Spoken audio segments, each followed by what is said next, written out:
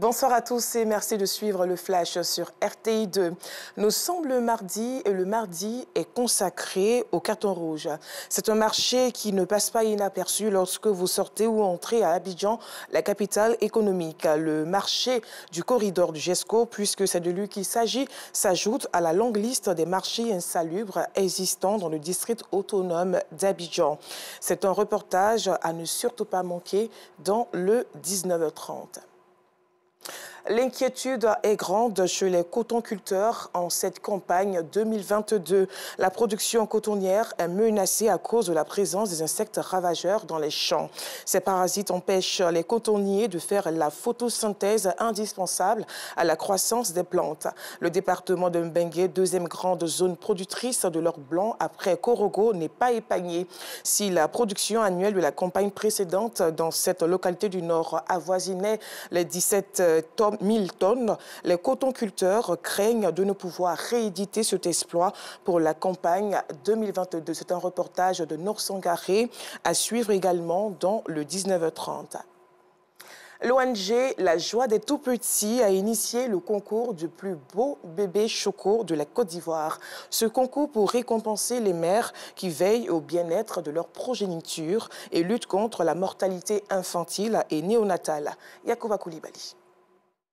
Après avoir habillé son bébé, Kadi Nana se rend à la maternité du quartier Anoumabo dans la commune de Marcory. Une fois la séance de consultation terminée, elle ressort soulagée. Je viens de voir la sage-femme. Elle m'a donné beaucoup de conseils concernant mon bébé. Les vaccins et puis faire le peser. Pensez aussi à moi aussi, ma santé aussi. Kadi a aussi bénéficié des conseils de la sage-femme. Je demande à mes mamans de venir régulièrement à leur consultation. Parce que c'est à partir de la consultation qu'on arrive à détecter l'état de l'enfant et même l'état de la maman.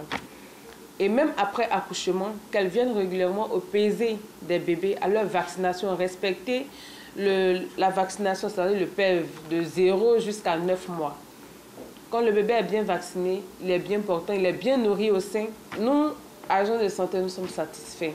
Pour encourager et amener les parents à entretenir et veiller au bien-être de leurs enfants dès la naissance, l'ONG La Joie des Tout-Petits a initié le concours du bébé le plus choco de la Côte d'Ivoire pour récompenser les mamans qui veillent et prennent soin de leur bébé. Cette 5e édition, nous avons mis une touche particulière cette année. C'est-à-dire nous avons, comme le thème le dit, pour ma santé, pour le bien-être de ma famille, j'assainis mon environnement. Nous demandons aux mamans de fréquenter les centres de santé. Nous demandons aux parents de déclarer les enfants. Nous demandons aux parents de cesser le travail des enfants. Nous demandons aux parents, avec cette nouvelle entrée, d'inscrire les enfants, de scolariser les enfants. Et c'est l'avenir de demain. Une cause soutenue par Joseph Mankambou, représentant le maire de la commune de Marcory. Je me suis jeté à fond dans cette mission de l'ONG qui consiste à sensibiliser les femmes, les hommes de notre pays. À l'issue de la présélection des bébés de Marcory, celui de Kadi Nana a été retenu pour la compétition suivante. Elle ne cache pas sa joie. Je remercie aussi Dieu et je remercie aussi mes amis, mes camarades de route qui ont beaucoup voté pour mon bébé. Au nom de toutes les candidates aussi, que Dieu aussi les donne aussi la force encore de continuer. Le concours bébé choco, c'est un concours qui s'attarde plus sur la santé prénatale et même postnatale des enfants, donc la vaccination et tout ça. Et donc c'est une sensibilisation qui a été faite à travers le concours concernant les mises à jour des vaccinations des enfants. Dire à toutes les mamans de faire le suivi quotidien des vaccinations des enfants pour qu'ils soient en bonne santé afin de réduire le taux de décès. Lancé le 26 juillet dernier, le dépôt des candidatures de la 5e édition du concours du bébé le plus choco de Côte d'Ivoire se poursuit jusqu'au 28 octobre prochain. En attendant la fin de cette phase, place aux présélections des vainqueurs des différentes communes en compétition.